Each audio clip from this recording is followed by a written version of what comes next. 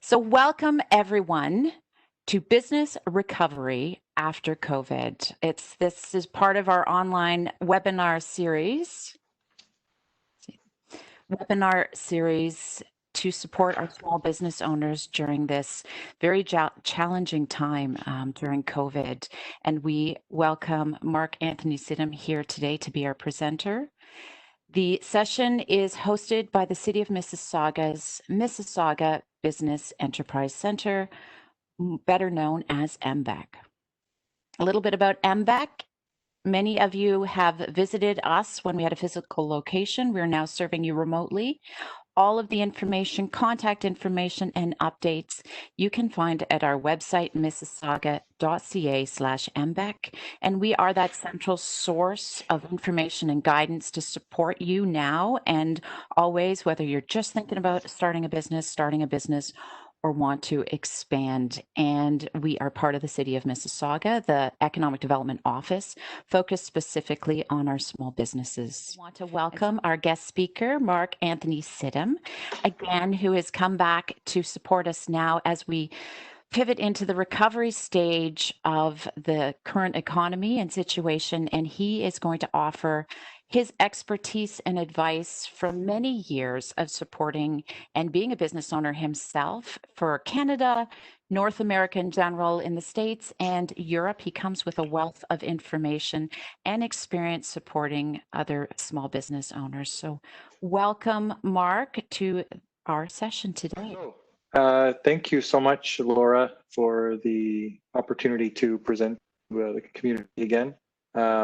I think it's my fifth webinar since the beginning of COVID now, and if I could only go back 4 or 5 months with what we know today, would have been even better, because there's just so many new things that were unexpected that happened. Who ever thought that so many decks would be built this year and that stores would run out of lumber the way they have and things like that, and people's habits changing so radically and entire lifestyles kind of modifying so quickly. What it showed is that people really still want to live and enjoy themselves, and that goes for business owners as well, who really want to be able to succeed and thrive no matter what the is. So I am aware that people are sort of sick of hearing the word COVID, and it's just like, when will things get back to normal? It really is anyone's guess, but I mean, I think for some people, this pandemic has been actually a great advantage in terms of forcing their businesses to evolve, and in other cases, people have been in the right place at the right time. So what I've tried to do in this presentation is provide tools and frameworks and examples and to maybe inspire, and even from my own business that saw a 70% drop in revenue from the start of the pandemic. I've had to do a lot of pivoting as well to kind of restore my business, and I'm in professional services. I know there's lots of people attending from professional services as well. So with kind of delaying, the conclusions I really want everyone to walk away with are really, I thought maybe 5 things I would hope you would all walk away thinking. First and foremost, we should all plan for 3 possible outcomes over the next year or 2 years post-pandemic. The second conclusion is that we've all got to get even closer to our customers because of the distance that we have to maintain. We have to find other ways of getting even closer. And the third conclusion is that the customer experience is really key to kind of getting back on track, so enhancing customer experience. The fourth one is that value proposition needs to be strengthened. In fact, in many cases, the value proposition has to be changed. And I'll explain a little bit about that as we go along. And that it really is an opportunity to begin, for those who are not measuring their success along the way in their journey, it's a really good opportunity to begin doing so. And for those who are measuring it, good opportunity to revisit the indicators of future success. So this is what I hope you get, and I put quotation marks so that you imagine that these are the things you're saying as you walk out of this presentation. So the objective really is to kind of go through some growth basics. We're really going to dive into customer experience, and then I'm going to help you think through how to organize and execute your recovery plans. So looking at growth basics, and I have some of these things if anyone's attended past webinars, there are some things that I've kind of reused, only because they are a foundation for basically any growth initiative. And it really starts by thinking about what our business goal is, which is growth. And we have to think about it in a number of different, let's say, convenient ways. And I use this symbol of a kind of a bucket. And sometimes if we think about businesses, they're kind of like a leaky bucket. It's very hard to find businesses that don't lose customers. So acquire customers, and so our goal is to increase the flow of new customers, then sell them more once they become existing customers, and stop them from leaving. And when it's practical, try to get lost clients back. It's very, very difficult to do that, but there's a reason why I should try. All of these flows can be managed regardless of economic conditions, and it just requires daily management. And then when you think about investments, marketing and sales investment should be balanced to address these four categories. Depending on the nature of your business, some of these will be easy to determine, and in other cases, much more difficult. Now, historically, and through all the research I did leading up to all the previous webinars, was that taking a defensive strategy of just, I'm not going to invest and I'm just going to take care of a few existing customers and brace myself and hope for the best, that is not historically a good long-term approach in any economic cycle.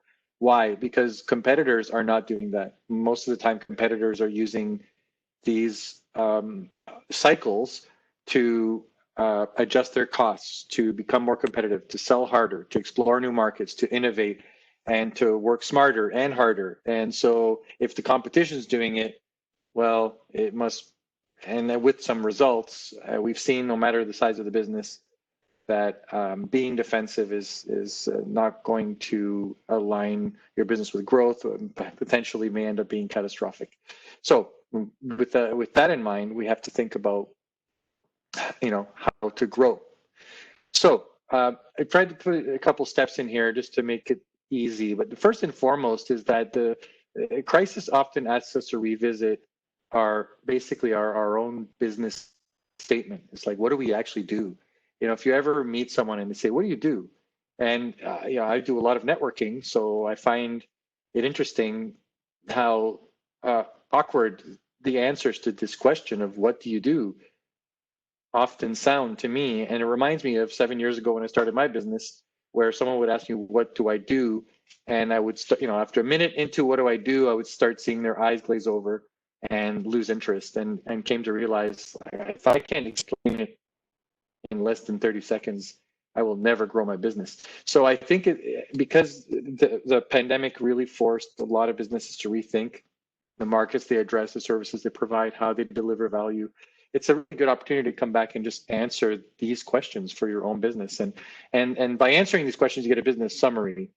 So I did this for my own business, and I did it over and over again after realizing how difficult it was to be succinct. And so I answered these 5 questions for my own company. And then from there, I wrote a sentence. And this sentence takes me like 15 seconds to, not even 15 seconds to read, but the most important part is the story.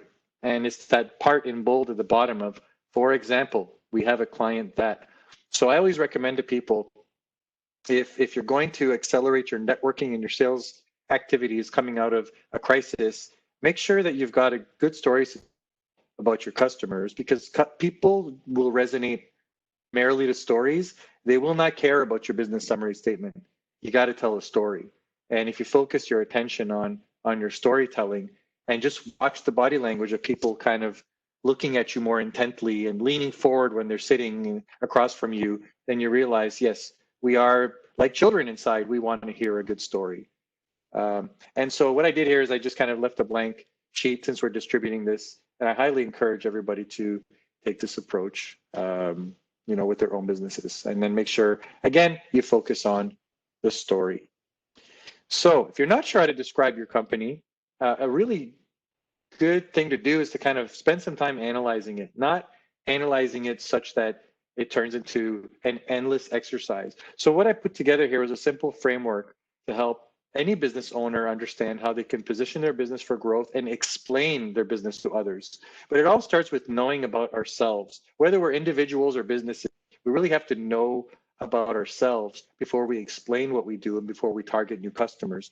So what I did is basically along 4 pillars, put in some simple questions that you can ask yourselves about your own business so that it will allow you to formulate a business summary statement. And it all starts with knowing ourselves, knowing our solutions.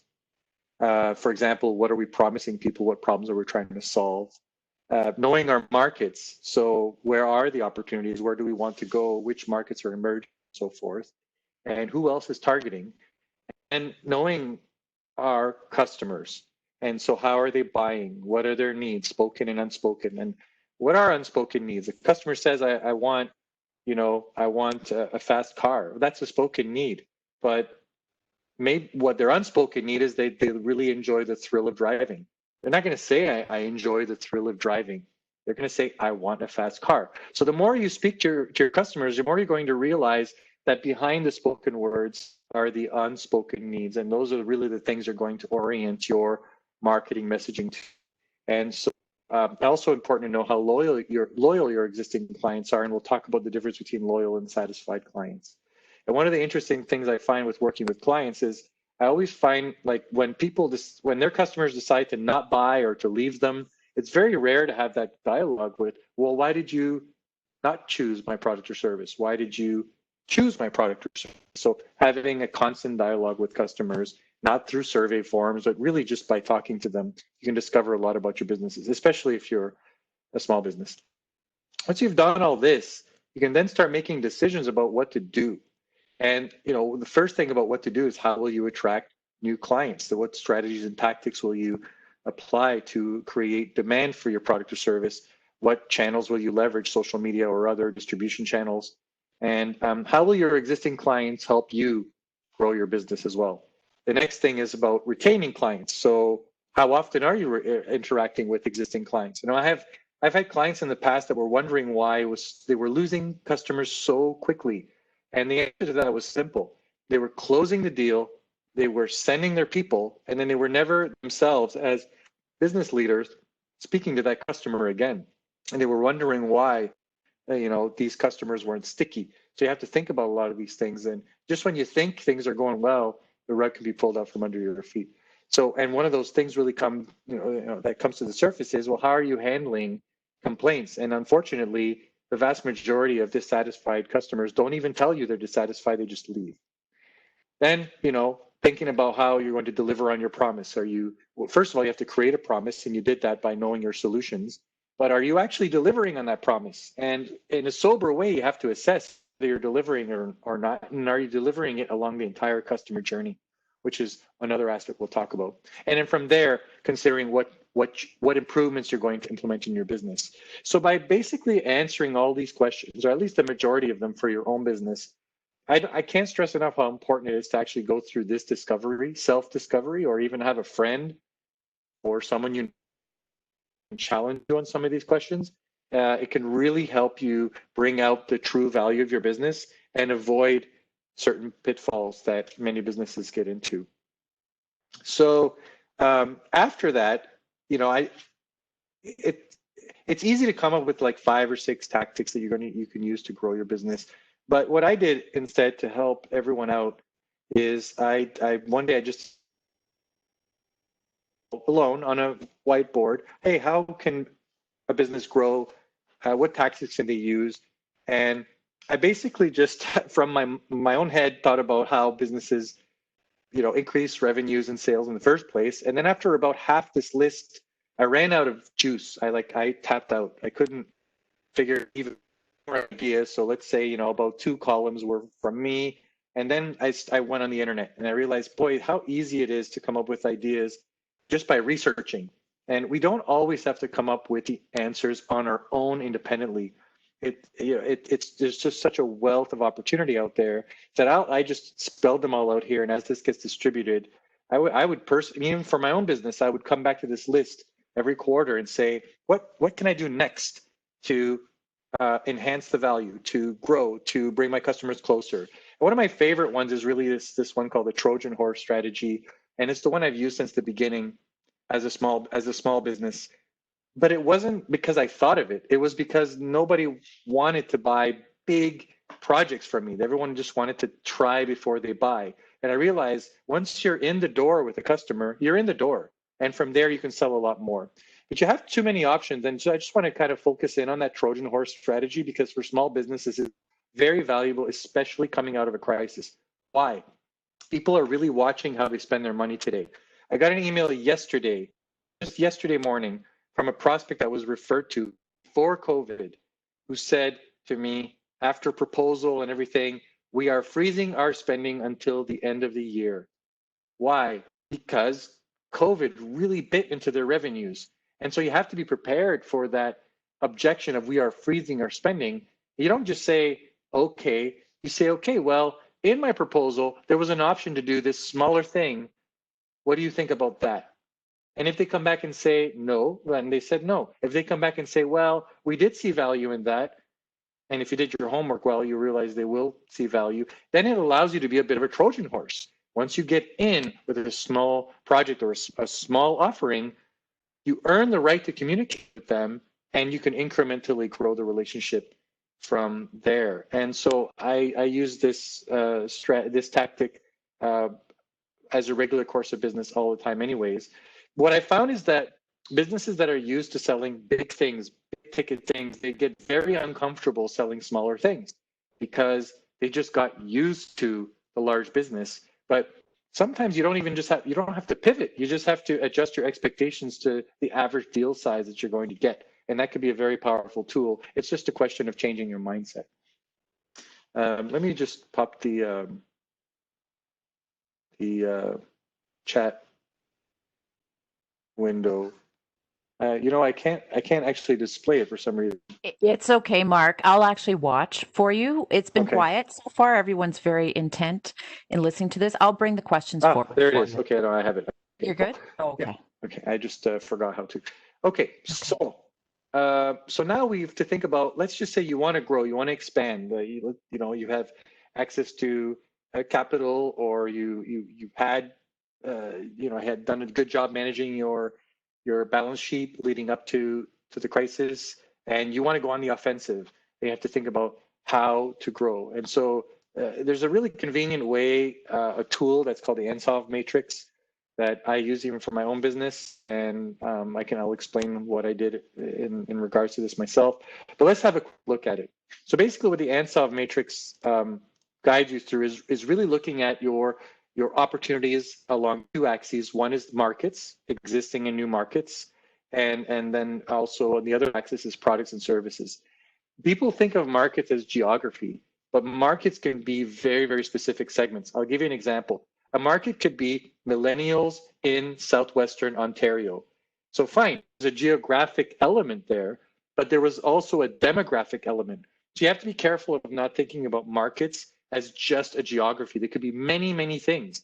A market could be business size from 1 million to 5 million, and without any notion of geography. If you're a software company and you can sell all around the world an accounting software, why would you care that it's just Southern Ontario? So you have to think about markets from a very broad perspective. And I've tried to simplify things here, but the conversation can go pretty deep. So if we consider selling existing products and services to existing markets, what we're doing there is we're doing market penetration. We want to get more customers in the same market. If we consider new markets, so new demographics, new targeted customers, new geographies with the existing products, we're just doing market development. We're not inventing anything. We're just to new places with it. And we consider developing new products and services and selling to existing markets, we're really developing new products. That's actually a very good way because you already have the customer. Why don't you sell more to them? And then finally, if you're creating a new thing or a new service and you're trying to address new markets, then you're looking at diversification. So diversification has the lowest probability of success because there's too many unknowns. So you got to be very, very careful. But you shouldn't use the tool in isolation. You really need to look at the competition, what skills are required inside your business in order to address these markets and so forth. But in a very, very simple way, I use geography as a market, as a market definition. If you want to get more customers in the same geography, you're doing market penetration. If you want to have new customers in another geography, you're doing market development. If you're selling new products and services to existing customers, you're doing product development. And if you're selling new products and services to new customers, you're doing diversification. So let's look at some examples of this, because I think most businesses have thought about how to do this through this pandemic. So let's say you're a smaller retailer and you want to attract new customers into your store or into your online platform. For example, if you have a bricks and mortar store, you had to quickly reposition to convince consumers that your store is safe for them to visit, that you've taken measures to ensure their safety. And by doing that, you may attract customers who feel unsafe going to the other options. Let's say you're a freelance graphic artist, and maybe business got really tough during COVID. Well, however, video explainers just boomed during the pandemic. Whether for products or services, for things related to doing things yourself, like home renovations, home improvement, cooking, and so forth. So you can add new services to your offering. It's not necessarily easy because it's a whole different discipline. But if you're a graphic artist and you have the courage to go there, well, you're doing product development. If you're a parts manufacturer, oddly enough, last week I met with a manufacturer of large industrial machinery that says that we've got to find a different way to grow. We've got to find new markets to enter into. Well, they're looking at export development grants that can help them grow faster outside of Canada. And so that's just another option. Let's say you're an event photographer. Well, what happened to events since the beginning of pandemic? Well, maybe you want to look at filming and producing virtual tours. That's diversification. Very difficult. That's a new product, new market, very difficult to get into, but no reason not to. And the last example I have is a local electrical contractor. Let's say construction came to a grinding halt. People with the means still really want to have improvements in their own home. If you're a local electrical contractor, you can install these mega expensive home entertainment systems in the cottage country. And I've seen this happen firsthand. The list of examples is so very long. In my particular case, I made a decision in April to launch a complementary software offering, cloud-based, that would help me in my consulting practice. Why? Because it became much harder to convince people to spend money on consulting. But hey, $10 a month for a software subscription that helps their business grow faster, why not? And so 4 months, we went from concept, me and a partner went from concept to beta, and we're close to signing our first customers. That's a new product sold to existing customers. So I went for the product development side of the Ansov Matrix for my own business. Okay. If there are any questions with respect to this, I'd be happy to answer. But I hope you can see this could be easy to implement in your business in terms of thought process. So let's look back at the goal of the business, and the business again to increase the flow, sell existing customers more stuff, stop customers from leaving, and bringing customers back if it's practical. Well, let's look at that in a more succinct and clear way for new customers, existing customers. And so let's just say we're getting back to normal times now. Just some ideas for how you can address new customers. So first of all, making it even easier than ever to buy from you, launching a loyalty program, making sure that you can create a community or a following. A lot of these things require investment and effort and thought and maybe external expertise. But it's valuable to look at every one of these options to capture new customers. Right now, even though travel is really restricted, the government is favorable around export development funding. They've just kind of changed the rules around it, but it's really a good time to be exploring opportunities outside the country for new customers. In terms of existing customers, offering adjacent products or services, also launching a loyalty program, but especially resolving issues very, very quickly. And very few businesses seem to have kind of an annual price increase policy, but that's the fastest way to increase your revenues is by adjusting prices. And if you do this year over year over year, and you find that you're only losing maybe 1% of your customers every year, but you're growing your revenue 6%, it might be worth it. Because the trade-off for a price increase might be some lost customers, but the net could be a boost to your business. So this is a very, very important one that I think can become part of the culture for any business. And then enhancing serve. I am amazed at how the big banks were slow to enhance customer service. I mean, there's no reason why we should be waiting on hold so long. I waited on hold 45 minutes yesterday with my bank. They've had 7 months to adjust to this. If you're a small business, you can probably find a faster way to implement a customer service kind of avenue or response mechanism. It's a really, really good way to keep your existing customers engaged.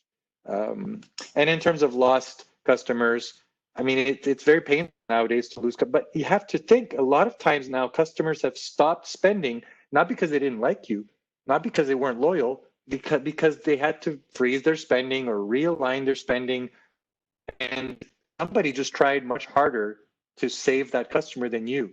There may have been no customer service issue to begin with. So coming out of a crisis, in my opinion, is an ideal situation to contact all lost customers and say, was it something we did? And how do we re-engage you? And so on and so forth. And then ask them for a second chance. So let's look at some examples. We have professional services people on the call here. So I went through this discovery myself. Launching virtual advisory service, clients are more happy than ever to sign agreements with you and have all service delivery done virtually. Why not? Building out educational series.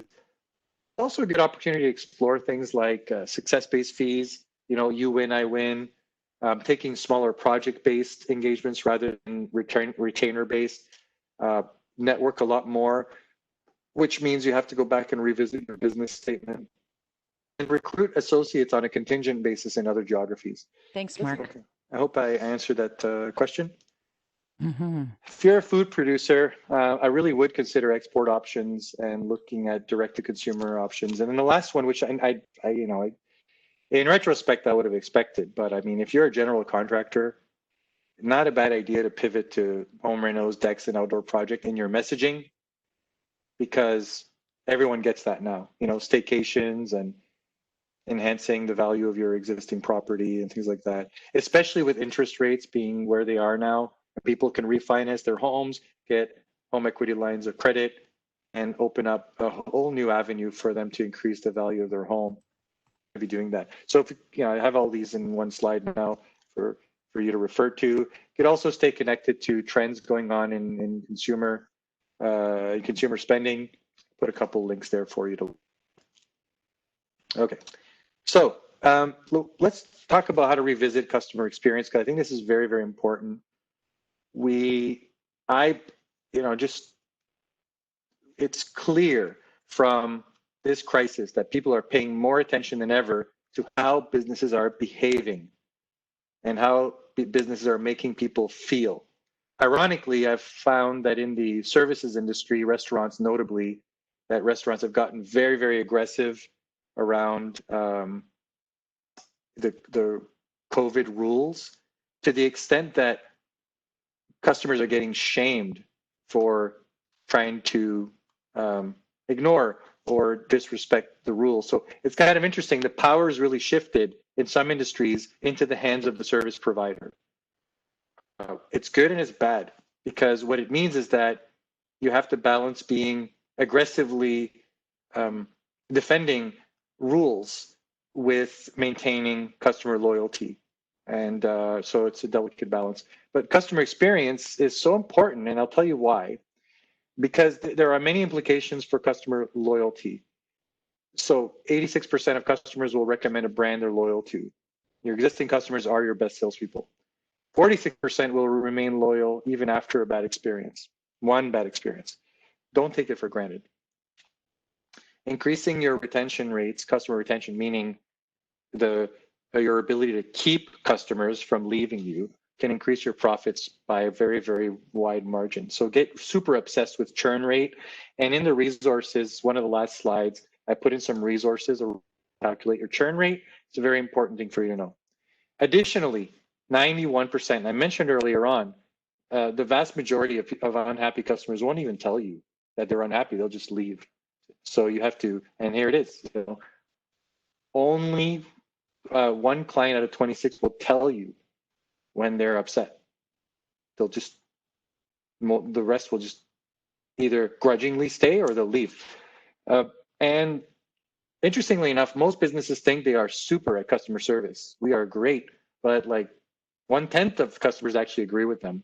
So you have to be it's better to be critical about one's own business, than to feel like, well, it's customer's fault or we're really great. It's good to be paranoid in that regard. And then the vast majority of customers will switch brands due to bad customer service. So we'll talk about customer journey shortly. So be mindful that customer satisfaction and customer loyalty are totally different animals. So what is satisfaction? Well, you delivered a great product, service, you delivered it professionally on time, you responded to problems promptly, you would have probably satisfied the customers. It's very transaction-based and short-term, though. So you have to be careful.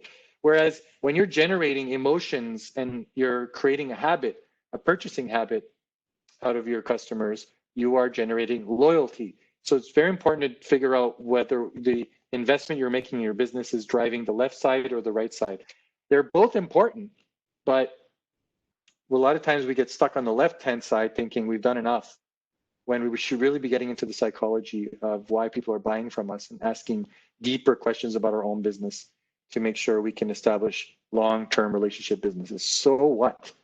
So the so what behind this, because consumers have changed their buying habits during the pandemic, how they get engaged, the way they purchase, and people who are buying who never bought before, it's more important than ever to have that consistent dialogue with customers. And so that will help drive some changes to how you.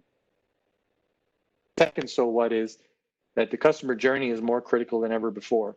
And customer journey is a very commonly used term, but it basically just means every interaction your customer has with your business, both online and offline, and even more importantly, online now, because of this concept called omni-channel. You may have driven a customer to your website to learn about you, but you still have a store and they need to come to you physically to actually buy the product. And they may be getting information through their smartphone, on the computer, through other mechanisms like direct mail to consumers and so forth. So you have to look at your customer journey like it's an actual journey with 5 steps. One is, how will people become aware of you? How will they become interested in you? Eventually purchase from you again, and then talk about you. And so if you kind of dig down and peel the onion on your business, you will find that you can generate value at every single step of the way. And more often than not, you'll find that there's many changes that can be made in your customer journey, but it's only through analysis that you can see this. So what do you do? Well, so one of the things you can really kind of focus in on as a business, any kind of business, is to build a loyalty program, have a process to deal with customers that are at risk of leaving. And I find it's very easy to know when a customer is about to leave. They telegraph their intentions through their purchasing habits. You should measure loyalty annually if you're a business, especially if you have many customers, hundreds of customers. If you only have a handful, then you can just have conversations. And here's one I find is, survey goes out, feedback comes back, and then all that great information is in a file on someone's computer and nothing is actually done. So if a customer says you really should do this, you should do that. And I'll give an example. I travel overseas a lot, and in my last trip, some of my customers felt like my response time diminished. Their recommendation is that I find a way to make it such that I appear to be here in Canada, even though I'm in a different time zone. And so if I don't make those improvements, I will lose my customers. And so I think, especially in professional services, this becomes valuable because people expect a quick response. Let's look at customer journey as a really great opportunity to incorporate value. And so back to these 5 steps of learning about you, thinking about buying from you, buying from you again, and telling others to buy from you. I put together a bit of a map here that will allow anyone who's participating to do this for their own business and take the time to do this, because this could be some of the most valuable work you do for your own company. So we're going to do things in every one of these steps in the journey with some expected outcomes. So I looked at, a small software example that's going to have email campaigns, LinkedIn campaigns, call campaigns, with the outcomes of people are going to visit the website, take some action on the website, they're going to request a demo, they will maybe request a meeting, and then from that, the activity will be a demonstration, presentation, and so forth. Well, they're going to go through that and say, well, give me a quote, I'm interested in buying. And then from there, you'll prepare a quote or proposal, you'll have a process. But along the way here, you have the opportunity to enchant or to bring the customer closer, or to alienate them because of how long it took, the material is not clear, it wasn't properly explained, you were abrupt. For any number of reasons, you can push or pull the prospect away towards you or away from you. And so by analyzing your customer journey, as I did for this particular software company, you can start seeing some of the opportunities for improvement for your own business. Once they buy from you, that shouldn't be a reason to stop talking to them. It should be a reason to continue to stay engaged with them even more than before. And for, again, in the example of software, if you have upgrade opportunities, you should really periodically engage. And for anyone who's ever seen something pop up on their computer when they install the new software, seasonal offering, early renewal discount for your software, 50% off if you renew before December 31st, even though your expiration was August of the next year. These are ways in which companies are really trying to keep you engaged. And in any business, I think you can look at opportunities to do this. And by staying engaged, you are more likely to have that customer talk about you and advocate for you, and nobody sells better than an existing customer. So this is just an example for a software company. So in this particular case, I just mapped it out, and I won't read this because everyone's getting this, but I wrote it out in plain English. So how can you map out a basic customer journey if you're a small software business selling software packages and services? So this leads us to how to organize and execute your ideas and for your own businesses. And it's very, very difficult to do this because, let's say, for example, in my case, I only have 2.5 resources in my company. So I can't do everything. And a lot of businesses are very small. So now what do? You have to organize your growth options. And a good way, I think, to kind of do that is to look at your options like in categories. So the first one being, just do it. Low-hanging fruit. A price increase. Is it just do it, for example? And then the next tier would be testing something new, then deploying in a limited fashion, like a new service that you launch. If you're a graphic designer doing video explainers, you might want to launch a separate profile on one of the freelancer websites and say, well, we're doing video explainers now, and see how that picks up, and eventually integrate it into your website once you've realized that there's a really active market for this. And then the third one is you make a real investment and you a minimum 12-month ROI, like if you're a grocery store launching into home deliveries and in e-commerce and so forth. So you can go back to the tactics. Very simple. You look at these, you say which ones I like, which ones are my competitors doing, which ones are my advisors suggesting that I do or not do. Pick the ones that you like. And go back to your Ansov matrix. Go back to your Ansov matrix and say, do I penetrate more my same market? Do I develop new markets? Do I diversify, or do I launch new products or services? And then from there, you can organize your thoughts into 12-month growth plans with just do it, test and expand, invest in nature. And so we're just walking you through kind of a recipe for doing this, because I find there's just too many recipes out there. You can go and buy 10 books on how to grow your business and read every single one of them. But sometimes it's just better to keep it simple and just kind of start with an existing list and build an action plan. Highly recommend that you limit yourself to 2 to 3 actions in every one of these buckets. Otherwise, you'll drown yourself in work and nothing will get done. And then you'll ignore your existing customers and it will hurt you. So don't try to boil the ocean with this. How do we even measure our success along the way? It's a really, I mentioned earlier on, it's a very good opportunity to kind of revisit how you assess performance. And so what I did here is I put in some metrics that you can rely on as performance indicators, be careful. If you do too many things, you spend all your time measuring and not enough time doing. So, for example, in my particular case, I just really look at average transaction size and a trailing 12-month revenue on my top customers. And from a B2B perspective, I focus it on face-to-face meetings and one that I didn't even, and pipeline growth. So 4 metrics for my own business.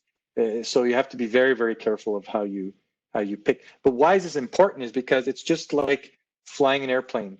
I mean, you don't just have a speedometer. You have an altimeter, you've got radar, you've got a whole bunch of things, so that you're not necessarily going to rely on every instrument every time. But if you fly without instruments, good luck getting to your destination. And so as a business, it's important to kind of pick some of these indicators to see whether you're trending towards your goals. Your goal may be to grow your business 100% this year. If you're 6 months in and you haven't really measured some of these leading indicators, things like, well, how many demonstrations of your product have you actually given along the way?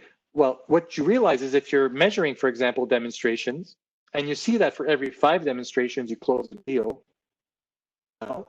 it becomes simple to say, let's go get a bunch more demonstrations, because we know 20% will give us a deal. And that becomes like an instrument that you look at to say whether you're trending towards your goal of 100% growth. So if there's any questions with respect to this, I'd be happy to answer. So why track KPI? And this is just one example from a B2B business where we were tracking activities over, and I started the research, it's still ongoing actually a pretty long study, but they just put the information for the first 2 years here, where we were showing activities, sales activities like phone calls and face-to-face meetings. And then from there, how many deals were closed. What's nice is that the deals just keep going up, up, up, up, up. And then from the deals closed, we looked at, well, how does that convert to revenue? No surprise, it converted to revenue. But if we didn't do this piece here, we did it. And now we can predict for X number of activities, we'll get X number of deals. And then with a lag time of, X months, we will convert those deals to revenue. It's actually very, very simple to do. And whether you're using software or not, I just use a spreadsheet for this. It's not, this is not a very complex mathematical exercise. Anyone can do it. But the correlations are important, because then you no longer have to worry so much about the revenue. You can worry about the activities, knowing that they will lead to revenue. I put a bit of a template for the KPIs that may pertain to your business. These may or may not apply. Leading indicators are indicators that tell you what is likely to happen in the future. Lagging indicators really speak to what happened in the past. And so, for example, lagging indicator would be revenue. Like the actual revenue you generated is a lagging. All these things that generated revenue. Whereas a leading indicator could be something like, I made 50 phone calls and it led to 2 proposals. Those are leading indicators. Everybody wants the lagging indicator of revenue and profit. And so, but be careful how many of these you measure, because you could end up spending all your time measuring. So why did I mention earlier on that you should have 3 plans, not 2 plans, not 1 plan? It's just because there's so many unknowns about the recovery right now. And so, Laura, if we can ask, it'd be interesting to see what people think about how quickly things will recover.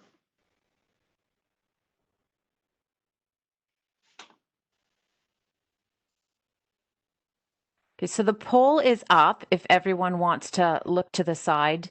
And for those who are listening in on our recording, the question is, it would be really good to see what the question is. Do you expect the Canadian economy to mostly return to normal within 1 to 6 months, 7 to 12 months, or more than 12 months?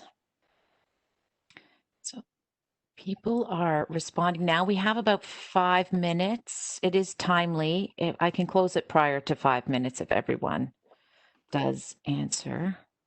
I made it a simple question. It's a great question, though. We should answer this viscerally. I mean, the more you think about it, the more you're sort of wasting time, because It's so hard to answer this question. So it comes down to personal belief. And it looks like our people that have responded so far, 78% are more than 12 months, with 22% saying 7 to 12 months, and 0 people 1 to 6 months. Yeah. So good. We have a nice sober group. And so Realistic. if it happens, if it happens, any of these scenarios, I mean, the idea here is really that the slowdown could continue. In fact, it could get even worse. And I remember early in the pandemic, people were there was a lot of stress, incredible stress and anxiety because people couldn't leave home, and this and that. There was a lot of like they need to interact with others. Technology came in and made it easier to interact, so that relieved some of the stress. And then a whole bunch of things happened in the economy to make it easier for people to live in these circumstances. So we have to be careful not to get too comfortable with that. But I mean, if the slowdown continues, it's important to have a pessimistic projection in your business. If there's just a gradual return to normal, gradual, within 12 months, things just kind of get back to, some businesses will never come back to normal. We know there's been a lot of casualties, human casualty, and business. Some things will never return to normal for some people, but for some businesses, there's been an unexpected increase in business. But you almost have to be careful because it's not a trend yet.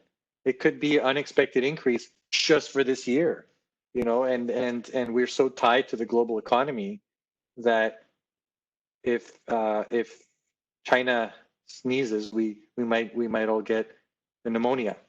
It's the same for the U.S.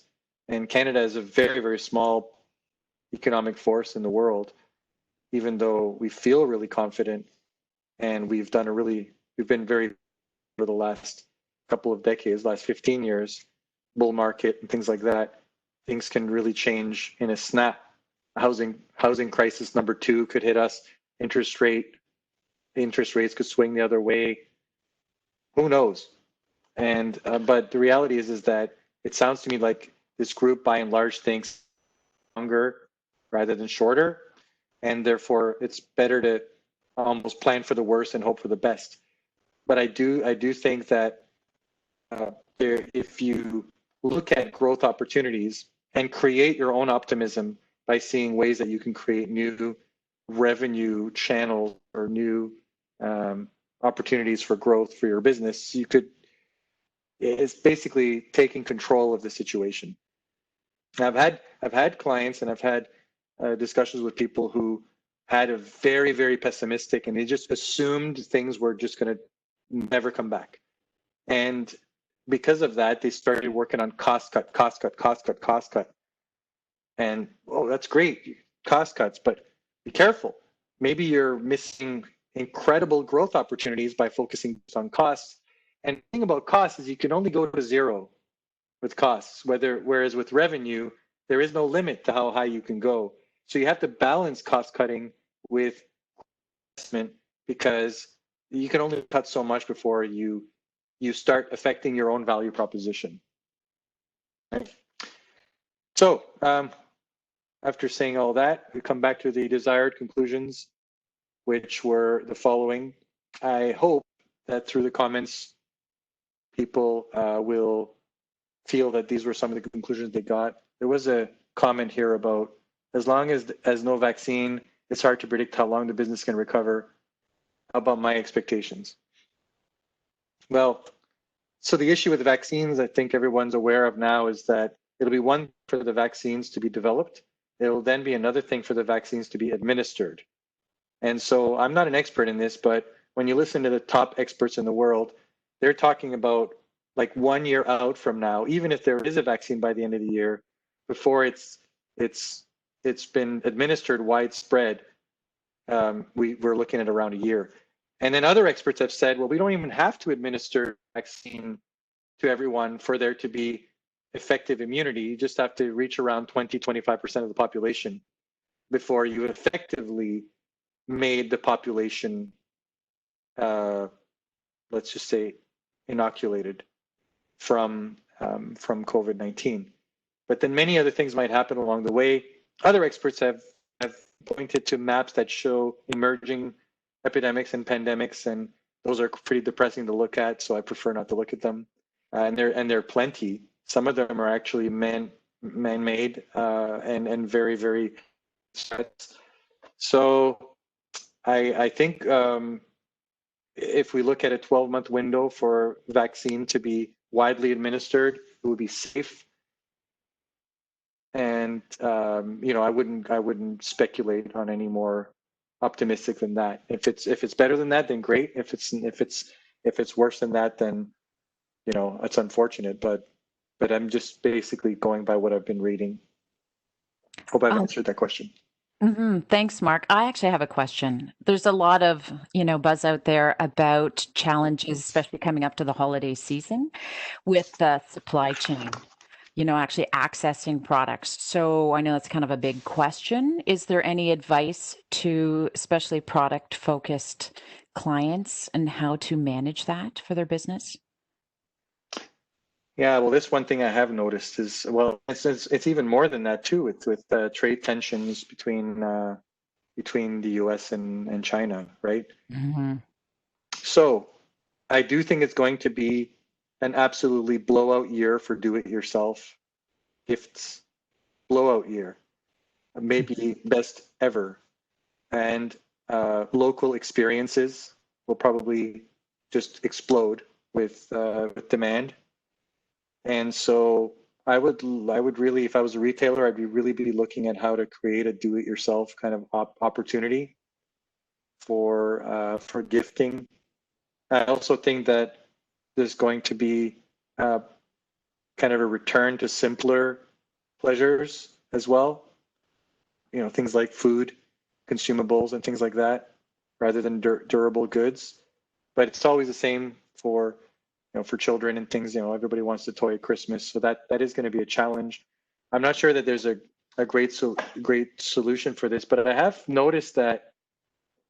So a lot of people I've worked with have taken it upon themselves to reevaluate their supply chain and use sites like Alibaba to identify brand new suppliers for low-cost manufactured items that are made to specification. But I think it's a good time to revisit it might be even a little late, revisit your supply chain and have to change your product mix and look at almost finding alternate channels and maybe exploring some of the new channels related to 3D printing and the smaller manufacturers that are able to do small run, so that you don't invest too much of your capital on something risky. It's difficult. I'm not a consumer B2C expert. I hope that you have a B2C expert in your lists of panelists, Laura, in terms of how to optimize retail distribution or supply chain and product mix. But those are just some of the ideas that I've seen emerge in the B2C space. For sure. Thanks, Marc. Appreciate that. We do have another question. I'm not sure if you can I'm see reading that it. one. Yeah. Okay. I'm going to expand it because it's a. Okay. Actually, there's a couple comments. Are there any specific advice for startups? Work harder. Well, the thing I actually noticed for startups is that you don't have to deal with the pain of pivoting when you're a startup. It's great, actually. And I've noticed there's a lot of businesses have very high cost bases because they are not a startup. And because of that, they're struggling just to maintain enough revenue to cover their cost base. So if you're depending on your startup, I'd be happy to field questions on specific startup.